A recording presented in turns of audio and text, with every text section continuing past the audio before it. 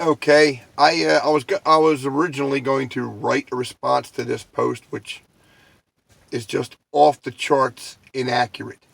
Um, but I wanted to capture the emotion of what I'm saying, so I'm not going to write, and you can't see the way you can't hear the tone of my voice and everything.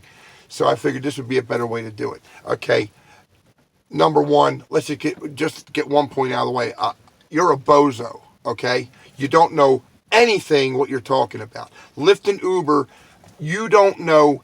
By judging by what you posted here, you know absolutely zero about Uber and Lyft. Okay, your attitude, well, first off, you're like, oh, I don't understand why anybody would ever do this and that and blah, blah, blah. You don't know what car you're getting into. Okay, you understanding means nothing to anybody because, as I said, you're a bozo. Now, you're saying that you have no idea of what car you're getting into. Sorry, wrong. When you get your phone out, you take your phone, you order a ride from Lyft. Okay, it tells you, oh, there's 5 cars. The closest one is 15 minutes away. Okay, and you hit okay. It sends me a notice. Hey, there's somebody 15 minutes away from me that wants a ride. I hit the button that says okay. Now, as soon as I hit that button, you get a thing pops up on your phone that says your driver is Jim. Jim is heading towards you. Jim is in a Nissan Pathfinder, silver in color, and here's the tag number that's on the vehicle. So when I get there to you, you can verify, you can look in the window and say, yeah, that's Jim. He's a train wreck, but at least it's the right guy. And then you can look at the car and say, it's the right model car, it's the right color, but hold on, there's more. Let me walk around the back of the car. Oh my God, there's a tag on the back of the car, and it just happens to be the same tag that the phone told me that was going to be coming to get me. Uber and Lyft's system works fine because if I just happen to be cruising around looking for a victim, I have no way of knowing what your name is, where you're going. I have no idea what's going on with you. I just see a person standing on the side of the road. But now, if I was to pull up next to you and say, did you just order a Lyft ride? And you say, why, yes, I did. I say, oh, what's your driver's name? Oh, now my name's Jim, right? Shh, don't tell anybody. The guy says, are you Steve? And I say, yeah, that's me, I'm Steve. Well, Steve, you're supposed to be coming in a Nissan Pathfinder and you're in a red minivan. Oh, no. My car's being worked on in the shop, so I don't have the right vehicle right now. But you know what? If you're dumb enough to fall for that, you deserve to get smacked around. You don't ever get in a vehicle if you can't confirm the vehicle and the driver. Now, not only do I not know my name, I don't know your name. Now, if it's a legitimate ride, I will come up to you. I will stop. I see you standing on a street corner, and I say, hi, are you Mike? Mike says, yes, and you must be Jim. Oh my God, I just happen to be Jim. Now, Mike knows that I'm the right guy because I gave his name out. How do I know what this guy's name is just watching him standing on a street corner? But when I said, you must be Mike, now he knows he's dealing with the right driver, but how do I know I'm picking the right person up? Maybe I'm just picking up some stranger on the street that didn't even order a ride. They're just looking for a free ride. It's cold out. He wants to warm up in a car for a few minutes. But when he says, oh, and my driver's name is Jim, now I know I'm picking up the right person. But not only that, let's go around back and check the tag number. Now, if somebody doesn't follow this this procedure is so simple, even a truck driver can figure it out. Even an idiot like me who drives a truck because he's too stupid to work in an office building, even he can figure this stuff out. But your average college kid running around first off, they think they're invincible. They think nothing bad's ever going to happen to them. Number two, they just don't care sometimes. Number three, a lot of times, they're coming home from having a few drinks and their judgment is impaired. That's got nothing to do with Uber and Lyft. That doesn't mean they deserve to get beat up or robbed or killed or raped or whatever, but it's still their contribution to the situation.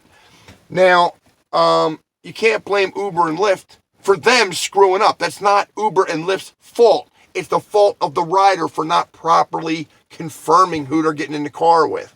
Now, another thing you keep talking about is a suspended driver can still have an account. Yes, I can have a Lyft account even though I've been suspended. And I can show you my phone. It says Lyft on it.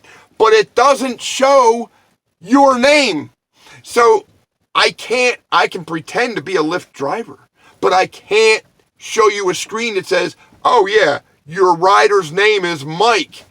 Because I'm not in their system. Unless I have proper insurance, proper registration, and I haven't done anything wrong, I won't be given any ride requests by the system. It just doesn't happen. And if I don't get the ride request, I have no idea who your name is. I can't just figure it out. So, everything you said along those lines is 100% wrong. You're an idiot for that side of it. Now, you did mention something about, in England, 14,000 fraudulent drivers. I'll agree with you. 14,000 fraudulent drivers, do you know how many of them is too much? 14,000 of them. Because 14,000 fraudulent drivers is 14,000 too many. There shouldn't be any fraudulent drivers. But the problem is, people just download an image on the internet of an Uber sticker and they print it and they stick it on their windshield and they get these idiots that don't confirm nothing to get in the car. That's not Uber's fault. That's the fault of the rider, okay? So you can't blame them for the 14,000. But here's my question. You keep talking, you must have thrown that 14,000 figure out a bunch of times. You didn't say out of how many. So in other words, if you've got 28,000 rides done and 14,000 of them were fraudulent, that's 50%. That's a problem. Even if you do 140,000 rides and 14,000, that's 10%. That's still pretty high. 10% is still pretty high. But if you're doing millions and millions and millions of rides, and out of these millions, first off, see, people nowadays are too stupid to understand what the number 1 million even means. The number 1 million is 1,000,000. So 14,000 out of 1,000,000. Well, 14 out of 1,000, that's not a very high percentage. That's just if it's 1 million. It might be 3 million, 5, whatever. So when you don't give the percentage, it's 14,000 out of however many. You illegitimize the entire point you're trying to make. Oh yeah, there's 14,000. Okay, I'll agree with you. Yeah, there's 14,000. And personally, I think that's 14,000 too many. But 14,000 out of millions of rides given, it's not like an epidemic of it happening. Of course, if you're a person that got taken in by one of those fraudulent rides, yes, it doesn't matter how, if it's only 1%, it doesn't matter if it happens to you, it's still a bad thing. But it all comes back to the rider confirming that the driver is the correct driver. How is that Uber and Lyft's fault? So stop making excuses for stupid people who make stupid choices, like getting into a car that doesn't match the car description, being driven by a driver that doesn't look like the driver is supposed to look, and suddenly it's everybody's fault but the riders. So I'm not saying they deserve what they get if something bad happens. But they are the ones that created the situation, not Uber and Lyft. Okay? So before you sit there and talk a bunch of crap about Uber, Lyft, personally, I think you sound like you got like a personal issue with Uber and Lyft drivers.